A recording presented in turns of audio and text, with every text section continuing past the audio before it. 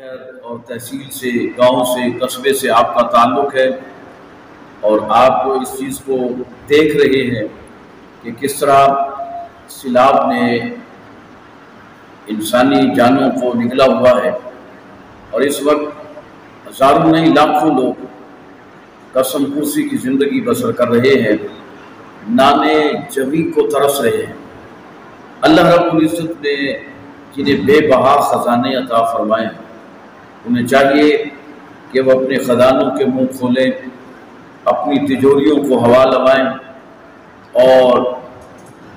جتنا بھی رب تعالیٰ نے انہیں دیا ہے ان لٹے پٹے اپنے مسلمان بھائیوں کی، ان لٹے پٹے انسانوں کی نیک نیتی کے ساتھ صرف اللہ اس کے رسول کی رضا کے لیے ان کی مدد کیجیے، باہر نکلیے، جتنا کچھ ہو سکتا ہے، جہاں تک ممکن ہو سکتا ہے آپ ان تک اپنی جو بھی راشن کی صورت میں، کپڑوں کی صورت میں، خیموں کی صورت میں، نقدی کی صورت میں یا خوراک کی صورت میں آپ پہنچانا چاہتے ہیں، انہیں پہنچائیے۔ بہت ابتر حالت ہے، حکمران تو میٹھی نیند سو گئے، ستو پی کے سو گئے، یا میں یہ کہنے پہ مجبور ہوں کہ وہ بھانگ پی کے سوئے ہوئے۔ اب یہ عامت الناس اور عوام، الحمدللہ پاکستان چیریٹی کے حوالے سے دنیا میں نمبر 1 ملک ہے کہ الحمدللہ جب بھی ملک پہ آفت آئی ہے، وہ زلزلے کی صورت میں ہو، سیلاب کی صورت میں ہو، بیماری کی صورت میں ہو، کسی بھی صورت کے حوالے سے کوئی بھی آفت یا بلا یا مشکل پاکستانیوں پر، امت پر آئی ہے تو الحمدللہ عوام نے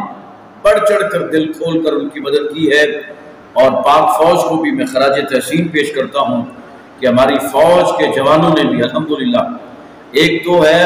کہ پاکستان کی سرحدوں کی حفاظت کے ساتھ ساتھ وہ اندرون پاکستان میں بھی جو آفات و بلیات نازل ہوتی ہیں ان کا بھی جواں مردی کے ساتھ مقابلہ کرتے ہیں،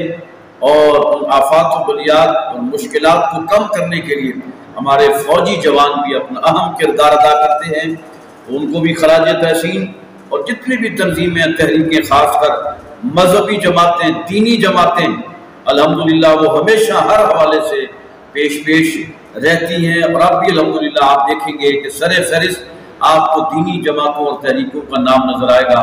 اللہ تبارک و تعالی ہم سب کو ان لٹے پٹے، بے سہارا، بے آسرا